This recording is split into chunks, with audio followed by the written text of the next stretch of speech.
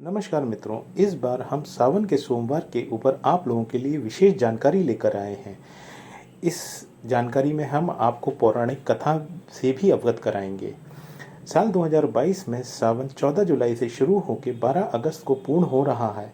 इस सावन में 4 सोमवार पड़ेंगे जो इस प्रकार हैं। पहला सोमवार 18 जुलाई, दूसरा सोमवार 25 जुलाई, तीसरा सोमवार 1 अगस्त और चौथा सोमवार 8 अगस्त। हिंदू धर्म में सावन सोमवार व्रत का विशेष महत्व बताया जाता है। मान्यता है जो व्यक्ति सावन के प्रत्येक सोमवार व्रत रख भगवान शिव की पूजा करता है उसे 16 सोमवार व्रत के बराबर पुण्य की प्राप्ति होती है।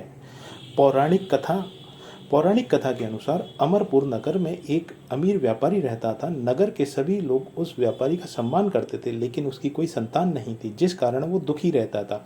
पुत्र प्राप्ति की इच्छा से वह व्यापारी हर सोमवार भगवान की शिव की विशेष पूजा किया करता था। उस व्यापारी की भक्ति से प्रसन्न होकर एक दिन माता पार्वती ने भगवान शिव से कहा, हे प्राणनाथ, यह व्यापारी आपका सच्चा भक्त है, हर सोमवार आपका व्रत करता है और पूजा नियमित कर रहा है। भगवान आप इस व्यापारी की मनोकामना अवश्य पूर्ण करें। पार्वती जी के काफी बार आग्रह करने पर भगवान शिव ने कहा, तुम्हारे आग्रह पर मैं इस व्यापारी को पुत्र प्राप्ति का वरदान देता हूँ, लेकिन इसके पुत्र की उम्र सिर्फ 16 वर्ष ही होगी। उस रात भगवान शिव ने उस व्यापारी को सपने में दर्शन देकर उसे पुत्र प्राप्ति का वरदान दिया और ये भी बताया कि उसके पुत्र की उम्र 16 वर्ष तक ही रहेगी। भगवान से वरदान पाकर व्यापारी को खुशी तो हुई, लेकिन पुत्र की अल्पायु की चिंता भी उसे सताने लगी। अभी भी व्यापारी पहले की तरह सोमवार का विधिवत व्रत करता रहा। कुछ समय बाद उसके घर अति सुंदर पुत्र का जन्म हुआ। व्यापारी को पुत्र जन्म की अधिक खुशी नहीं हुई, क्योंकि उसे पुत्र की अल्पायु के रहस्य का पता था। जब उस व्यापारी का पुत्र 12 वर्ष का हुआ तो शिक्षा के लिए व्यापारी ने अपने पुत्र को वाराणसी भेजने का निश्चय किया। व्यापारी ने अपने पुत्र के मामा को बुलाया और कहा कि मेरे पुत्र को शिक्षा प्राप्त कराने के लिए वाराणसी छोड़ा और रास्ते में जहाँ भी विश्राम के लिए ठहरना वहाँ यज्ञ करते जाना और ब्राह्मणों को भोजन कराते जाना। उन दोनों ने ऐसा ही किया। लंबी यात्रा के बाद मामा भांजे एक ऐसे नगर में पहुंचे जहाँ राजा की कन्या के विवाह की खुशी में पूरे नगर को सजाया गया था। उस कन्या का विवाह जिससे होने जा रहा था वो लड़के एक आंख से काना था।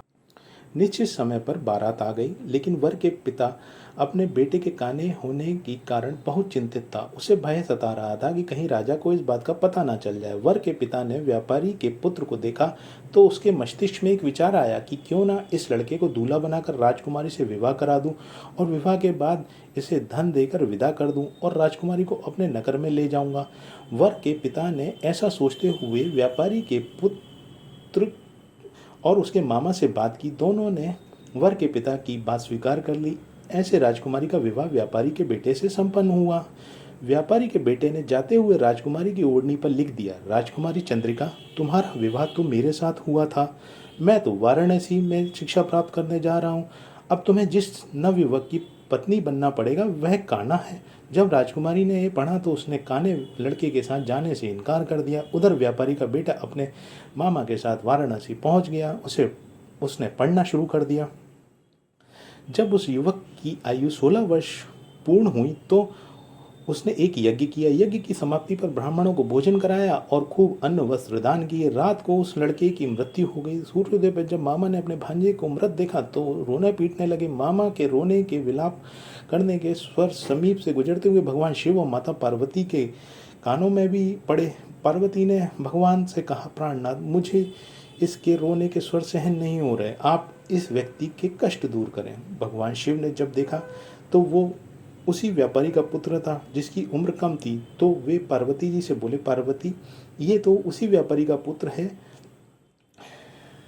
जिसकी उम्र 16 साल का आयु का वरदान दिया था। उसकी आयु तो पूर्ण हो गई।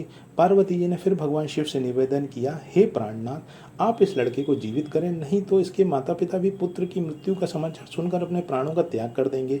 इस लड़के के पिता आपके परम भक्त हैं, वर्षों से सोमवार का व्रत कर रहे हैं। पार्वती जी के आग्रह पर भगवान शिव ने उस लड़के को जीवित कर दिया। शिक्षा समाप्त करके जब वह लड़का अपने मामा के साथ अपने नगर लौट रहा था तो दोनों चलते हुए उसी नगर से पहुंचे जहाँ उसका विवाह राजकुमारी के साथ हुआ था। उस नगर में भी उसने यज्ञ का आयोजन किया। उस नगर के राजा ने तुरंत उसे पहचान लिया। यज्ञ समाप्त होने पर राजा व्यापारी के बेटे और उसके मामा को महल में ले गए और उन्हें बहुत सा धन देकर, वस्त्र देकर राजकुमारी के साथ विदा किया।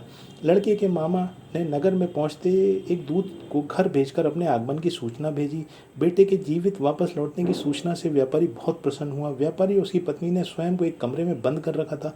भूखे प्यासे रहकर वो दोनों अपने बेटे की प्रतीक्षा कर रहे थे। उन्होंने प्रतिज्ञा कर रखी थी, यदि उन्हें अपने बेटे की मृत्यु का समाचार मिला तो दोनों अपने प्राण त्याग देंगे। व्यापारी अपनी पत्नी के साथ नगर के द्वार पर पहुंचा।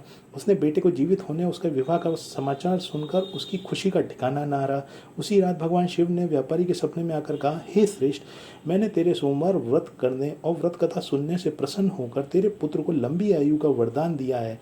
ऐसा सुनकर व्यापारी काफ़ी प्रसन्न हुआ। बोलो भगवान भोलेनाथ की जय।